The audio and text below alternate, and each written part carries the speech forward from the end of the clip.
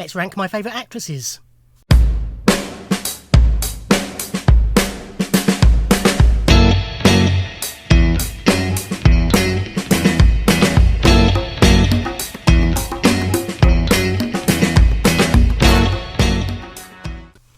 Ahoy hoy everybody, and welcome to another ranking video, and I'm ranking my top 10 actresses. Before I get into that, if you're watching this when it goes up, apologies that I've not posted a video for a couple of weeks. Nothing sinister.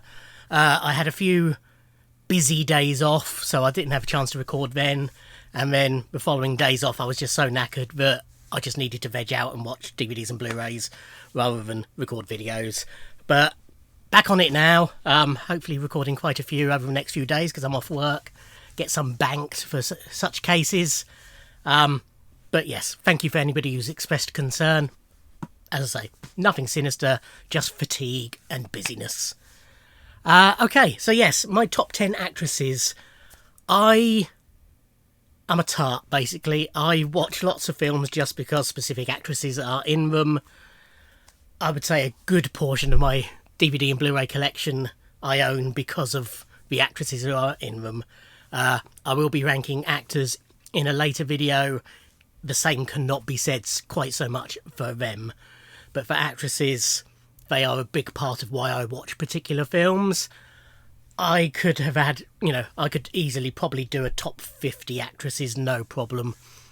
But tried to narrow it down to 10. I'll probably finish recording this and then think, oh bugger, should have said X, Y or Z. But these are my top 10. They're not in a particular order, although my number 1 is my number 1.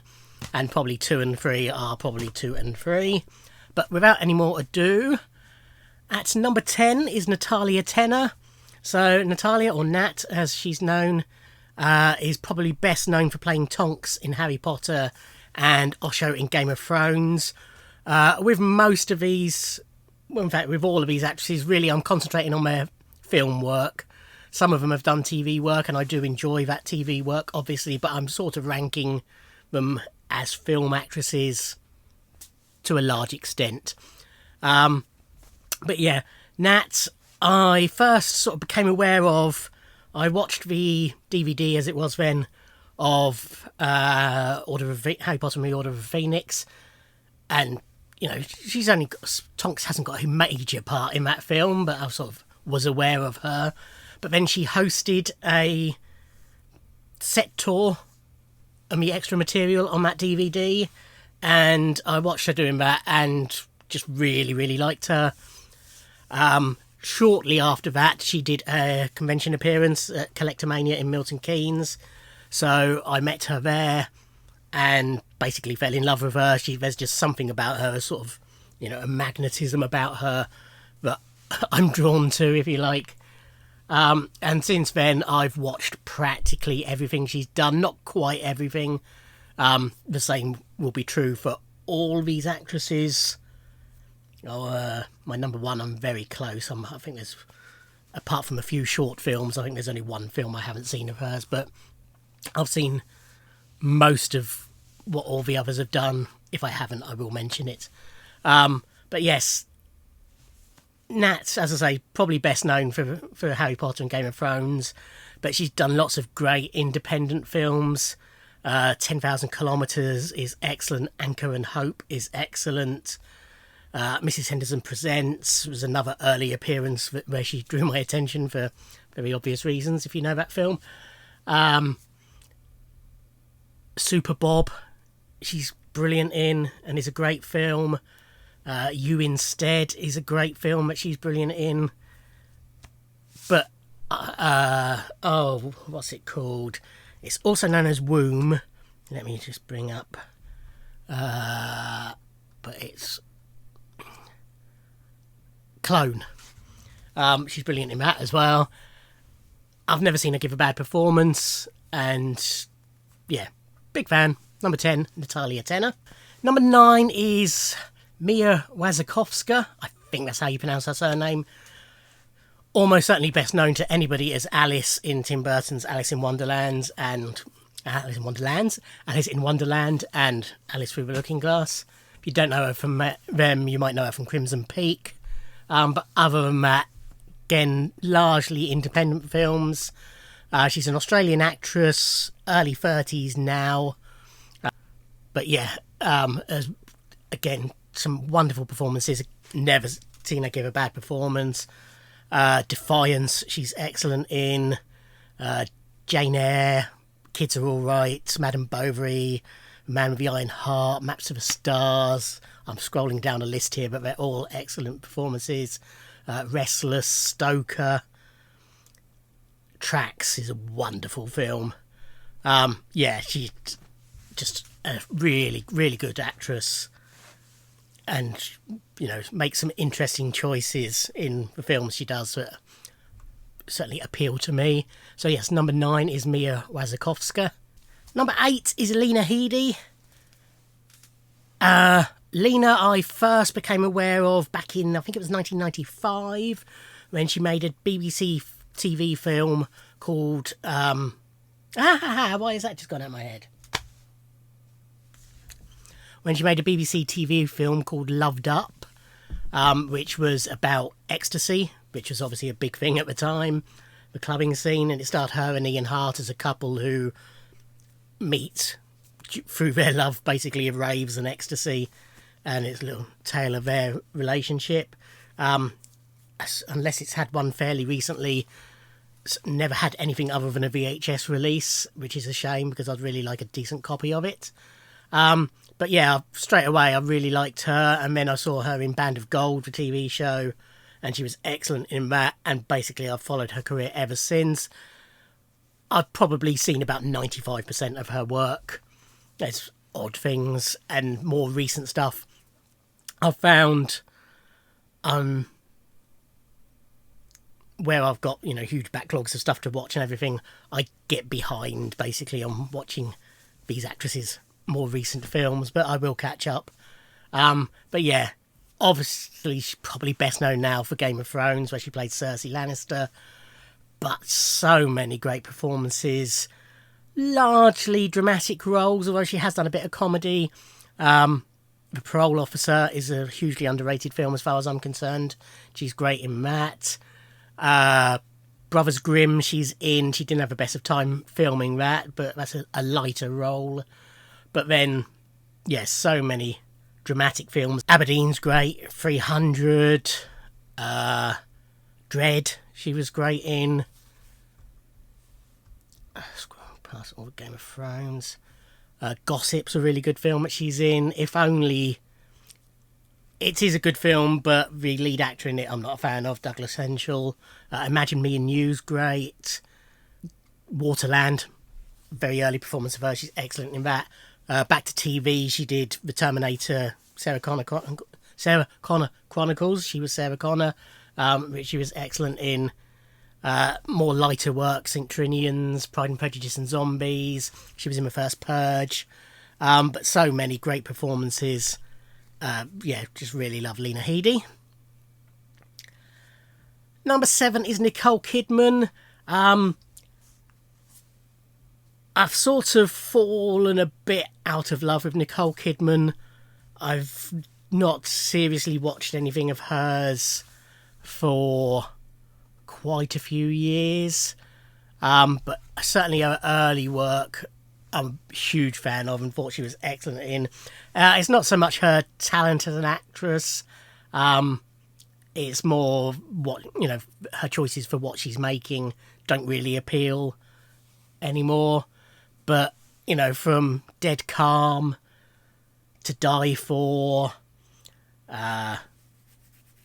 she's probably the actress, actually thinking about it, but I'd probably seen least of her work. I'm more selective with her stuff. Birthday Girl's excellent.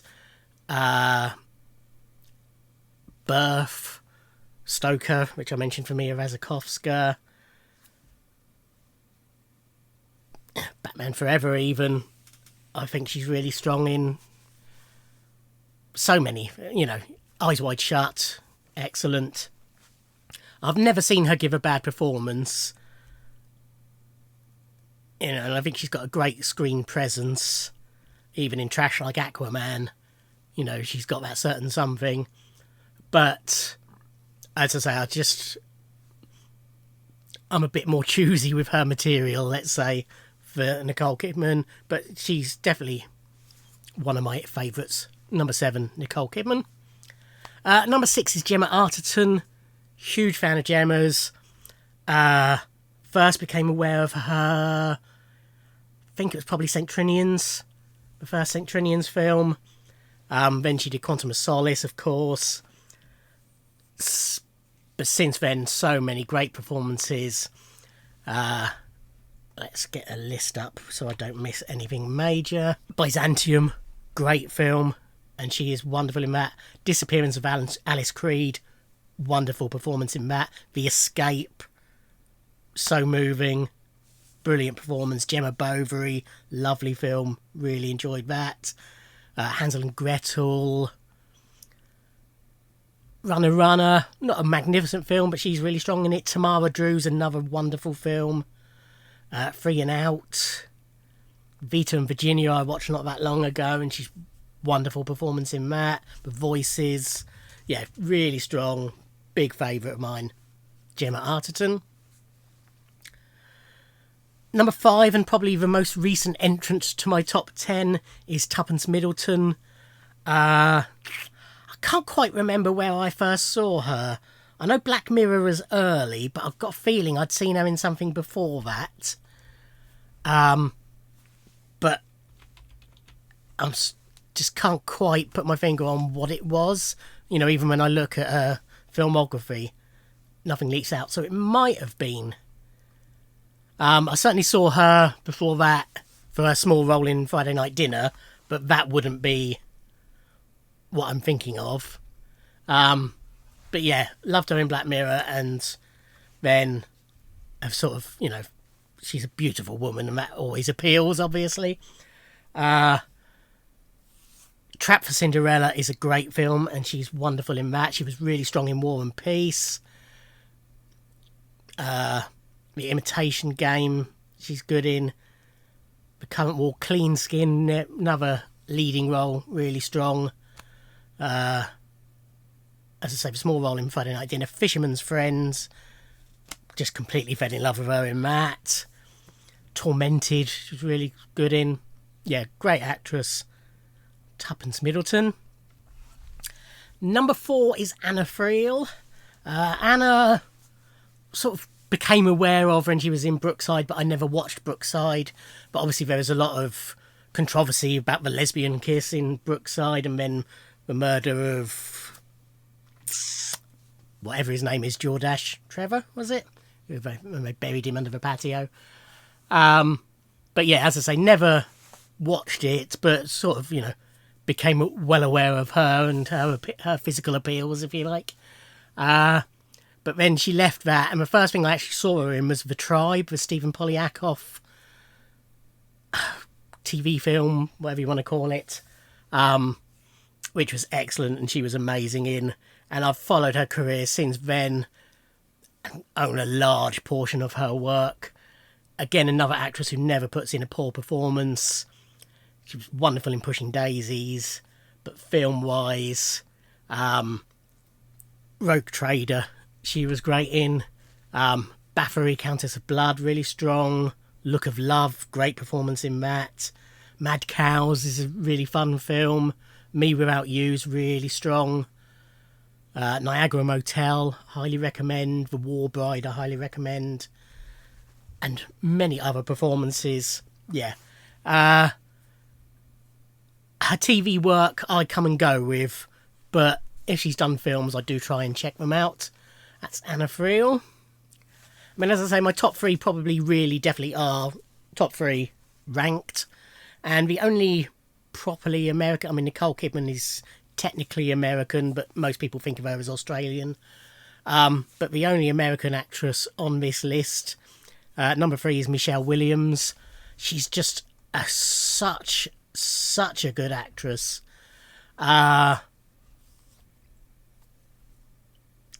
Yeah, I just can't really put into words how good she is. That's how strong she is. I'm not sure where I first saw her. It might have been in Me Without You with Anna Friel. It was actually thinking about it. It was probably the If These Walls Could Talk 2 American TV film that I saw her in first. But yeah, she's just such a good actress. She tends to pick quite dark films, not entirely. I mean, Venom isn't, and Oz the Great and Powerful. And I've just realised the first time I actually saw her would have been in Species, where she was the younger version of Syl. But, she wouldn't have registered then as being Michelle Williams. But yeah, Oz and Venom are certainly not dark films. And, then she's done Greatest Showman she was in as well. But Brokeback Mountain, Blue Valentine, Manchester by the Sea, Take This Waltz, all wonderful films, and she gives amazing performances in them. She's excellent as Marilyn Monroe in My Week with Marilyn. But yeah, certainly an actress who makes me want to watch a film. That's Michelle Williams. And then number 2 is pretty much her doppelganger, the British version, if you like, of Michelle Williams, and that's Carey Mulligan. I first saw Carey in... I think she's Carey. I have heard people pronounce it Carey, but I'm pretty certain it is Carey. I first saw her in Doctor Who, where she plays Sally Sparrow in Blink. And, it was a Doctor Light episode that they did in series 3, or season 3, whatever. David Tennant's second season. And she basically had to carry the episode, and she was just wonderful. Just blew everybody away. And so from that, I sort of wanted to check out more of her work. I found an earlier film called And When Did You Last See Your Father, which is a beautiful film, and she's really good in it. She then started getting, more and more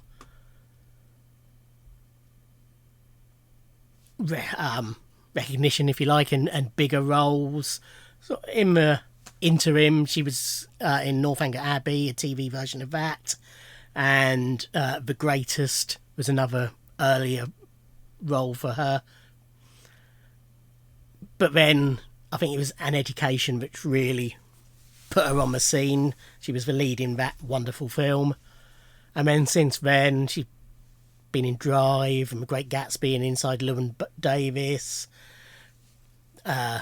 When she was younger, she did Pride and Prejudice again.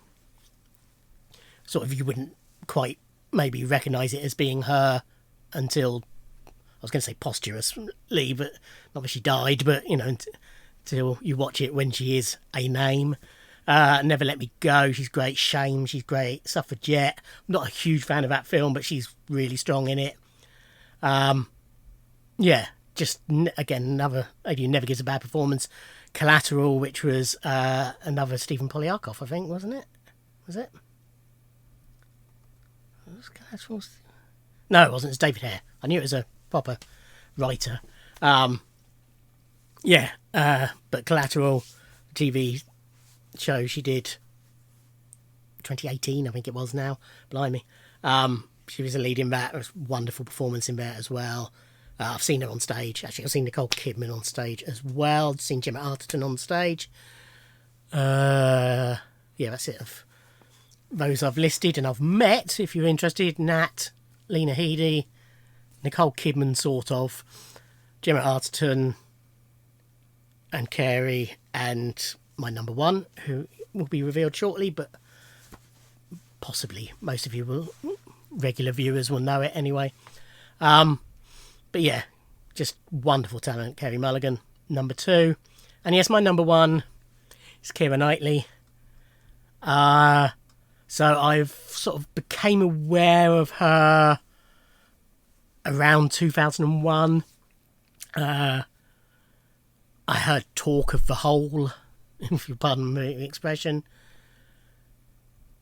and that it was a good little film, so checked that out, and straight away she's great.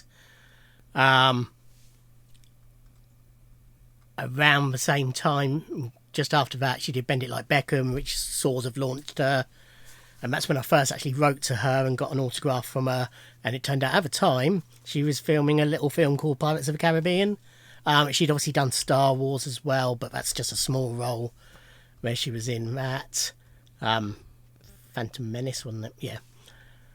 Where she was Sabe, I think it's pronounced. It's Amidala's decoy.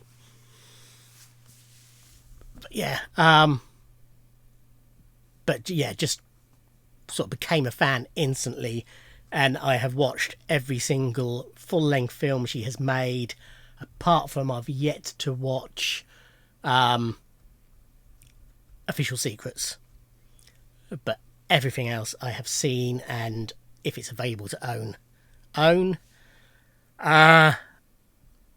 So many great performances. Particular favourites: Dangerous Method,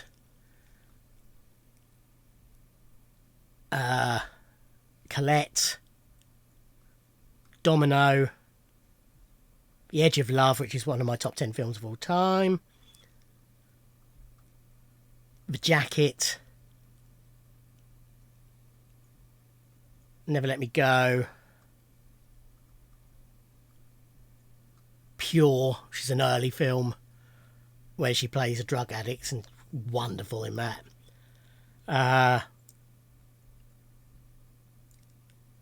Yeah, they're probably my favourites, but I've, again, never seen her give a bad performance.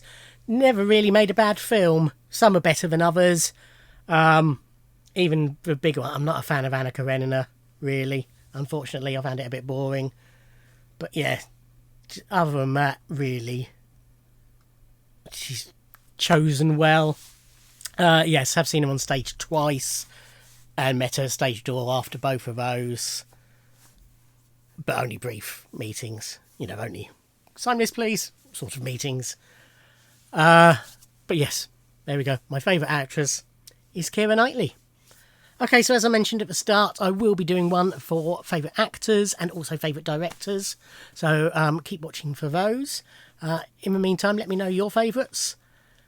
As I say, I could list loads that I basically buy films because they are in. But yeah, those are my top 10 at the moment. Thank you for watching. Like, comment and subscribe, and I'll see you in another video. Thanks.